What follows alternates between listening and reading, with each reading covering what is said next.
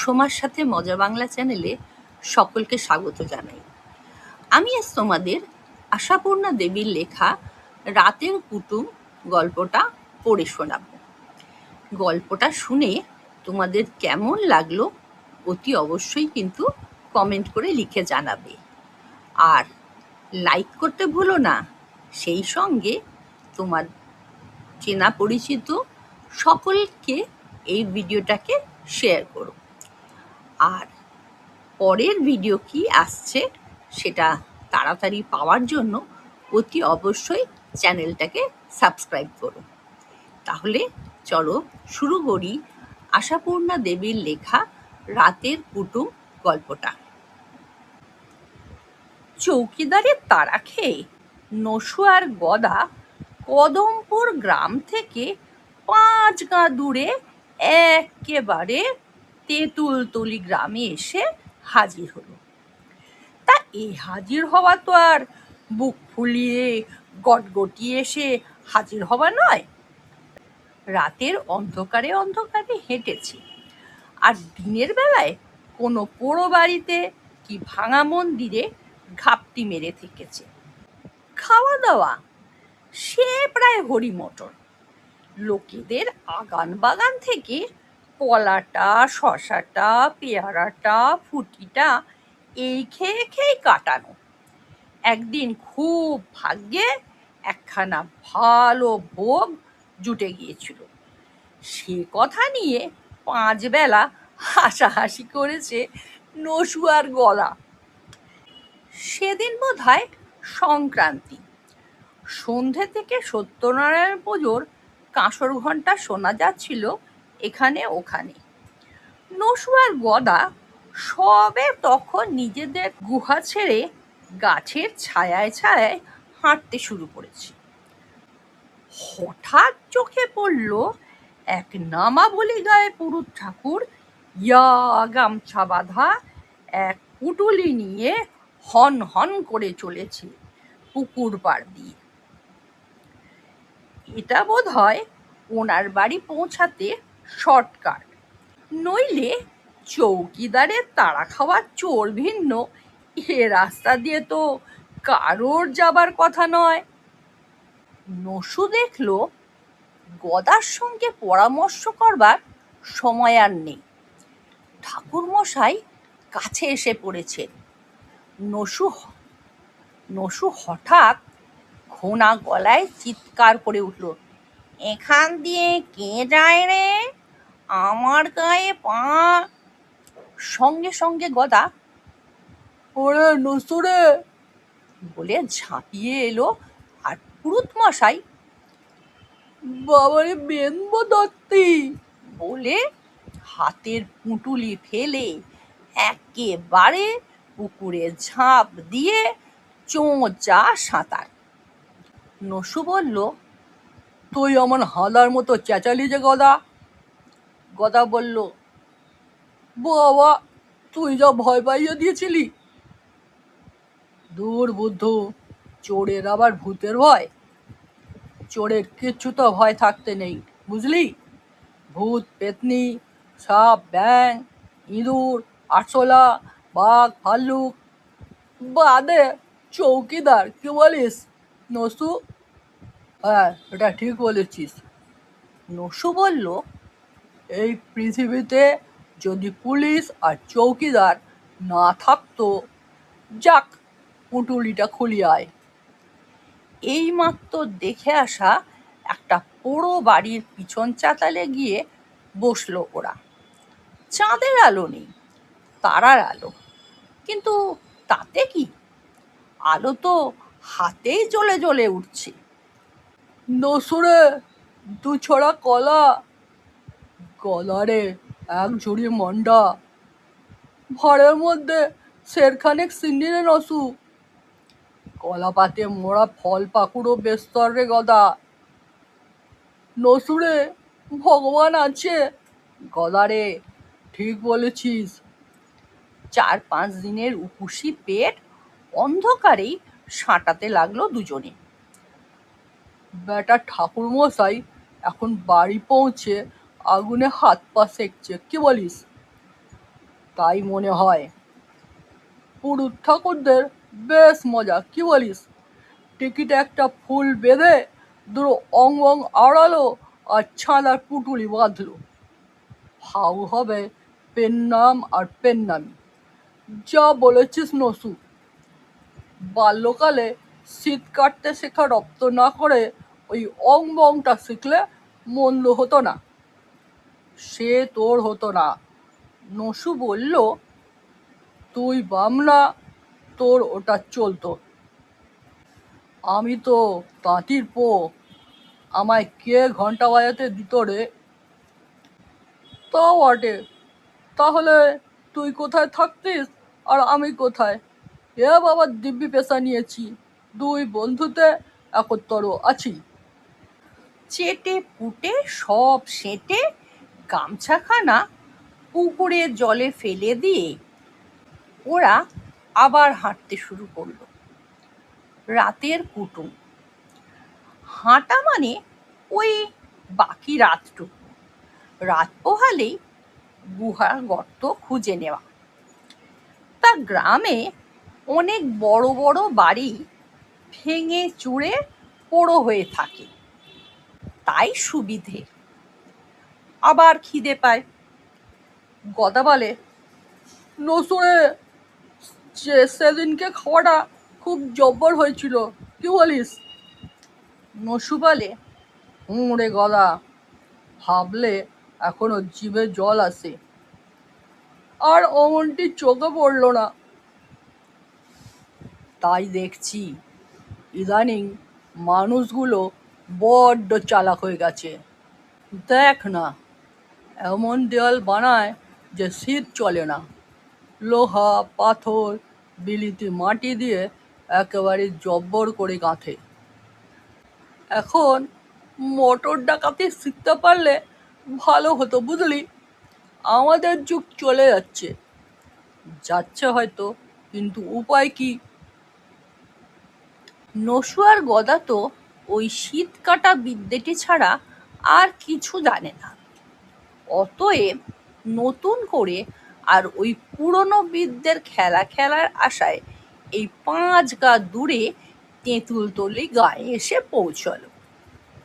বরাবর শুনছে তেঁতুলতলিতে অনেক বড় লোকের বাস, যত আড়তদার আর ব্যবসাদারদের ঘাঁটি। এইখানে স্থির হবে ওরা। রাত গভীর হয়ে গেছে। একটা প্রাসাদ চোখে পড়ল। দূর থেকে প্রকাণ্ড প্রাসাদটা যেন কালো পাহাড়ের মতো দেখাচ্ছে, কারণ অত বড় প্রাসাদটায় কোথাও কোনো আলোর ছিটে নেই।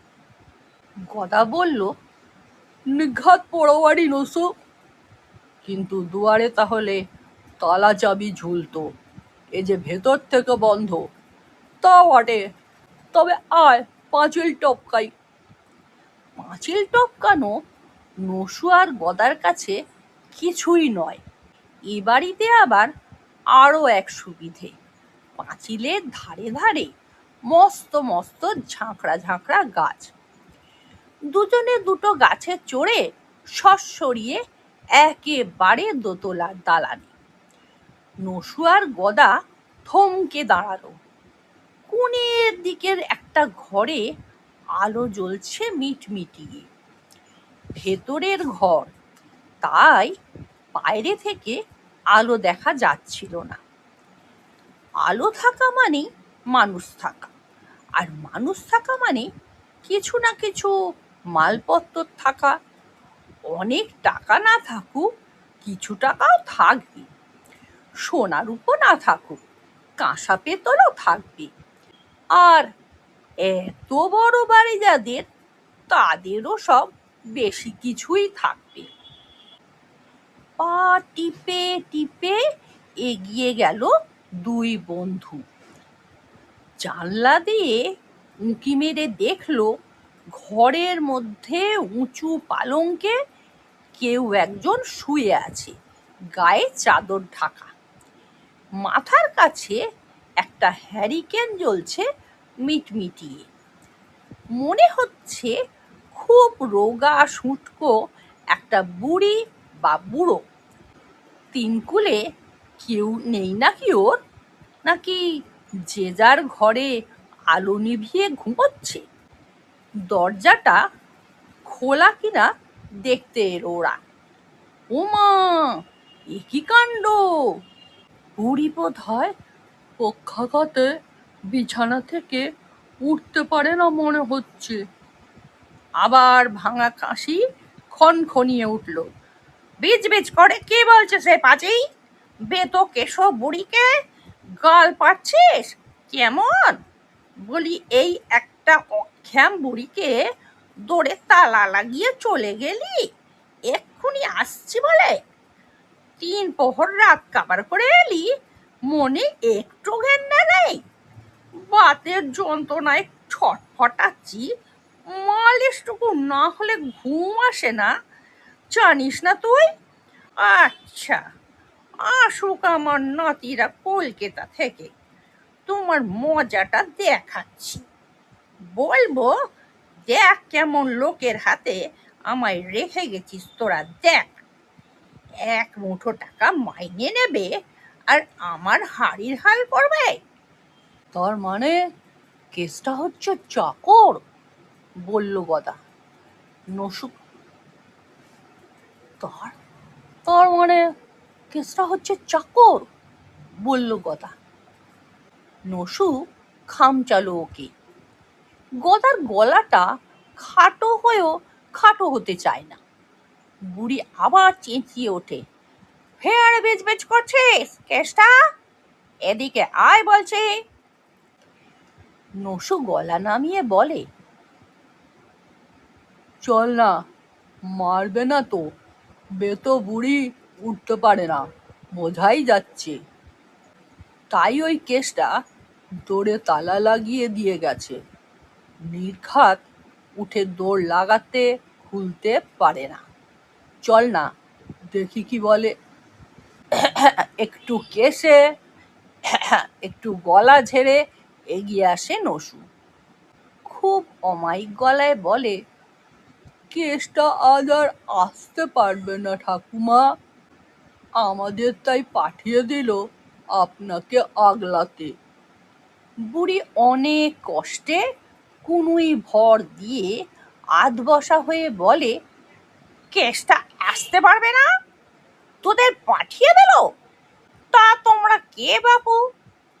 গদাকে কথা না বলতে ইশারা করে নসু বলে, আমরা মানে কেসটার বন্ধু। তাই বুঝি? তা কেসটার যেমন পরোপকারী বন্ধু আছে তা তো জানতাম না। আর কেসটার এমন অবিবেচনাও তো দেখিনি কখনো। তা এদিকে সরে এসে দাঁড়াও দেখি, লণ্ঠনটা বাড়াও। লণ্ঠন বাড়ানোর বিপদ আছে। বুড়ির গলা যেমন তীক্ষ্ণ, চোখও তেমন হতে পারে। তাই নসু লণ্ঠনটার কাছে গিয়ে একটু খুট করে বলে, লণ্ঠনে তেল নেই দেখছি। তেল নেই? তার মানে মুখ পোড়া আজ আর ভরেনি? বুড়ি ক্যাঁক কেঁকিয়ে বলে, দেখো তোমাদের গুণধর বন্ধুর ব্যবহার দেখো। আমার নাতিরা 1 মুঠো টাকা মাইনে দিয়ে খাইয়ে পরিয়ে রেখে দিয়েছে ওকে। নিজেরা রবিবারে রবিবারে এসে দেখে যায়। কি করবে, বড় বড় চাকরে তারা, বুড়িকে নিয়ে পড়ে থাকলে তো আর চলবে না। তাই ওই কেসটা হাড় পাজি হতচ্ছাড়া আমাকে নিত্যি এইভাবে একলা ফেলে যাত্রা থ্যাটা দেখতে চলে যায়। ওহ ওহ, গেলাম গেলাম, হাঁটুর বাতটা শুলিয়ে উঠল। বলি, চেহারাটা দেখতে পাচ্ছি না, তোমাদের নাম কি শুনি? আকস্মিক আক্রমণ। ছপ করে সত্যি নামটাই বলে বসে নসু। আমার নাম নসু, ওর নাম গদা। তা ওর মুখে বাকি নেই কেন? না মানে আমি গদা এগিয়ে এসে বলে, আমার বুদ্ধি শুদ্ধি একটু কম কিনা, তাই নসু বলে। নসু ওকে একটা রাম চিমটি দিয়ে থামিয়ে দেয়। বুড়ি বলে, তা বুঝেছি, আমার নাম হচ্ছে মহিষমর্দিনী দেবী, বুঝলে? যখন শরীরে ক্ষমতা ছিল তখন আমার দাপটে বাঘে বলদে এক ঘাটে জল খেত, বুঝতে পারছো? এখন এই হাল, মানুষের দশা, কখনো হাতি কখনো মশা। এই বাড়িতে দিনে দুবেলায় 100-150 পাত পড়তো, আর এখন এই কেষ্টা আর আমি, বামুন মেয়ে এসে রেঁধে দিয়ে চলে যায়। এই এত বড় অট্টালিকা, ঘরে ঘরে মানুষ ধরতো না, আর এখন সকল ঘরে তালা বন্ধ। বুড়ির কথার দাপটে নসু আর গদা যেন ভুলেই গেল ওরা কোথায় এসেছে, কি করতে এসেছে। আন্তরিক গলায় বলে ওঠে, তা আপনি এখানে একলা পড়ে আছেন কেন? কলকাতায় নাতিদের কাছে চলে যেতে পারেন তো। মহিষমর্দিনী দেবী কড়া গলায় বলেন, কেষ্টার বন্ধু তো, কেষ্টার মতোই বুদ্ধি। সে মুখ পড়াও রাত দিন ওই পরামর্শই দেয়। বলি, এটা আমার শ্বশুরের বংশের 7 পুরুষের ভিটে না, জীবন থাকতে ছেড়ে চলে যাব? নে বাবা, আর বক বক করতে পারিনি। কেষ্টা যখন পাঠিয়েছে তখন কেষ্টার কাজটা কর। এই তাক থেকে বাতের মালিশটা পা, ডোলে ডোলে লাগা। বলতে কি, মহিষমর্দিনের কথার দাপটে সত্যিই হতভম্ব গদা তাক থেকে শিশি পেরে এনে দেখায়, এইটা। হ্যাঁ, খুব আস্তে, অথচ ডোলে ডোলে দিবি। উহ বাবা, গেলাম। নসু একবার উঁকি মেরে দেখে আসে কেষ্টা এসে পড়েছে কিনা। কোথায় কেষ্টা? কেষ্টা বোধ হয় সারা রাত্রির পালায় আটকে গেছে। গদা সাবধানে ডলছিল, তবু মহিষমর্দিনী মাঝে মাঝেই ঝংকার দিতে থাকেন, আস্তে, কি কেটো হাত বাবা, কোন কর্ম করিস? কাঠ কাটিস না লোহা পিটিস? আহা, অমনি হাত এলিয়ে গেল, জাদুর গায়ে হাত বুলোচ্ছিস নাকি? গদা ভয়ে ভয়ে আস্তে এবং জোরে চালিয়ে যায়। নসু এদিক ওদিক তাকায়।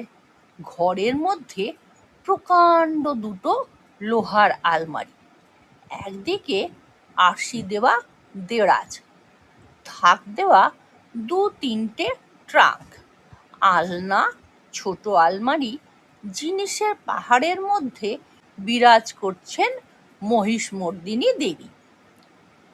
অনেকক্ষণ হয়ে যায়। রাত্রি শেষের ফিকে আলো ছড়িয়ে পড়ে আকাশে, জানলা দিয়ে দেখা যায় সেটা। নসু এসে বলে, এবার তো যেতে হয় গদা, তোর তো আবার মর্নিং ডিউটি। একটা কিছু তো বলতে হবে, সকাল পর্যন্ত কি মহিষমর্দিনীর বাতের হাঁটুতে তেল মালিশ করবে গদা? গদা উঠে পড়ে। নসু বলে, কেসটা তো এখনো ফিরল না ঠাকুমা, আমাদের তো যেতে হয়। মহিষমর্দিনী আবার কোনোই ঠেকা দিয়ে আধ বসা হন, বলেন, তা তো যাবি, রাতের কুটুম, রাত কাবারের আগেই কেটে পড়া নিয়ম। তা চুরি টুরি তো কিছু করতে পারিসনি? হ্যাঁ, নসু গদার যেন মাথায় হাতুড়ি পড়ে। মহিষমর্দিনী সেই ভাঙা কাশের গলায় বলেন, আর ন্যাকামো করতে আসিস নে, বুঝলি? এ হচ্ছে মহিষমর্দিনী দেবী। তোরা যে কে তা জানতে আর বাকি ছিল না আমার। তবে বাতের যন্ত্রণায় ছটফট করছিলাম, তাই তোদের দিয়ে মালিশটা করিয়ে নিলাম।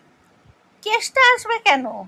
কেষ্টাকে আমি পাঠিয়েছি মহাকালী তলায় পুজো দিতে। আজ অমাবস্যা তো, রাত ভোর থাকবে সেখানে। তা তোরা হঠাৎ কেষ্টার বন্ধু গজালি? যাক, বন্ধুর কাজে করেছিস, তা মনিবের সেবাটা করেছিস।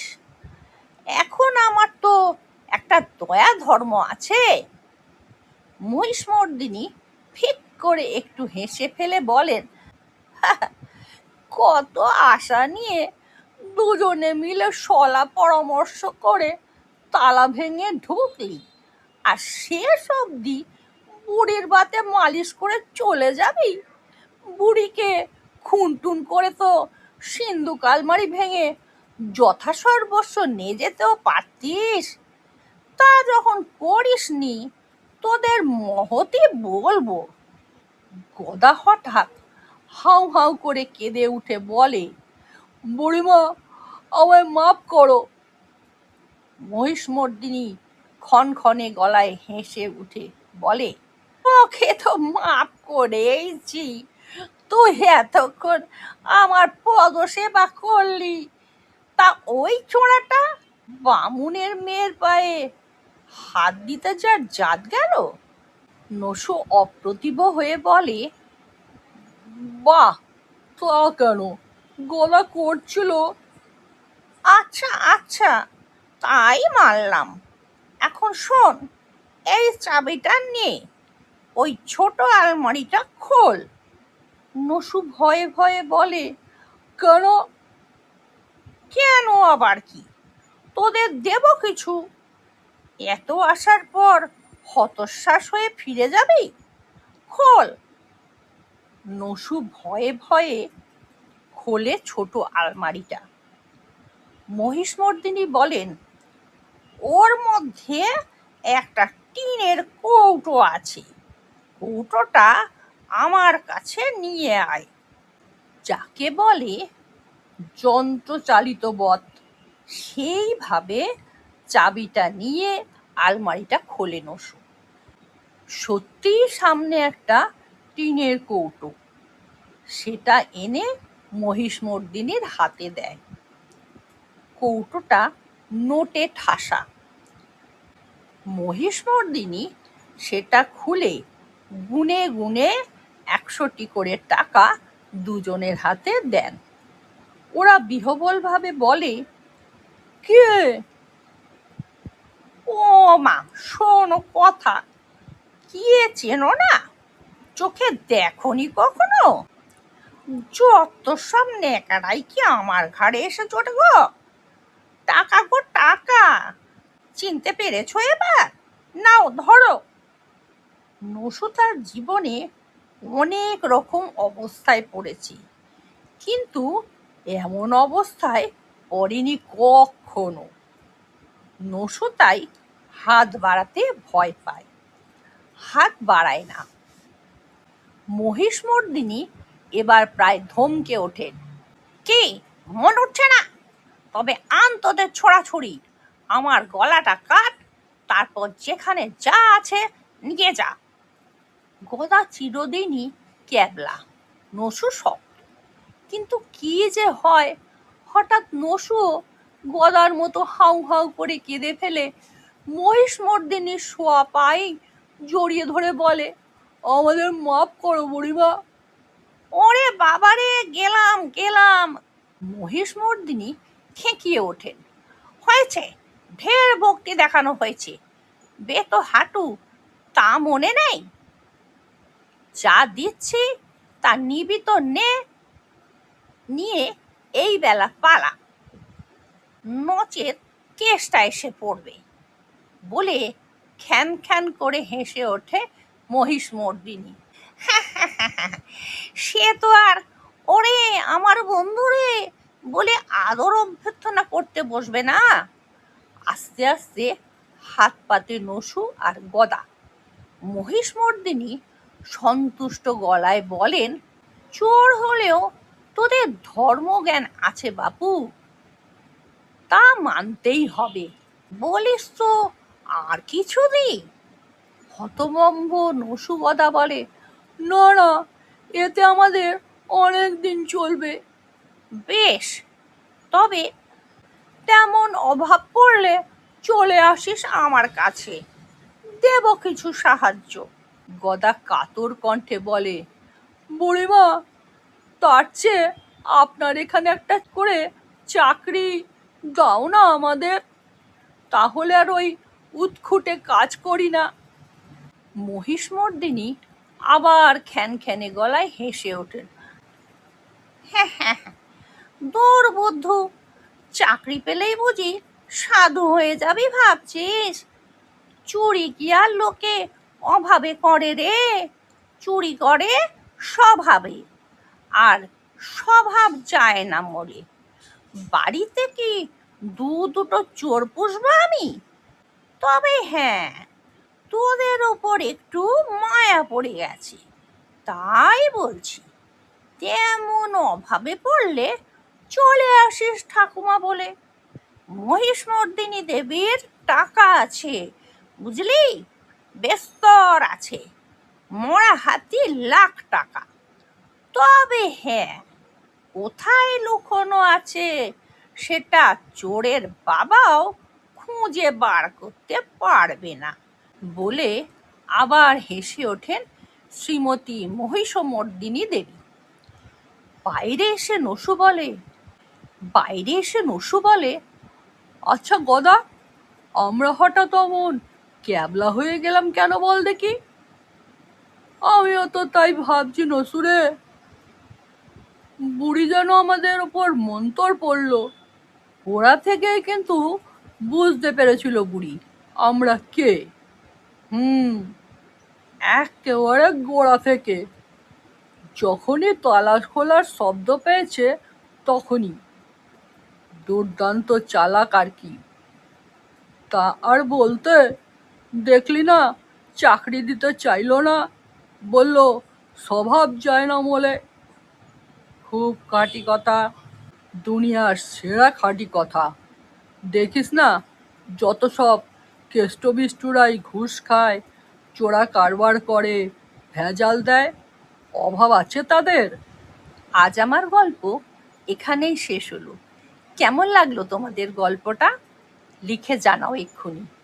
আর মনে আছে তো, এই ভিডিওটাকে লাইক করবে, শেয়ার করবে, আর পরের ভিডিও কি আসছে জানার জন্য এই চ্যানেলটাকে অতি অবশ্যই সাবস্ক্রাইব করবে।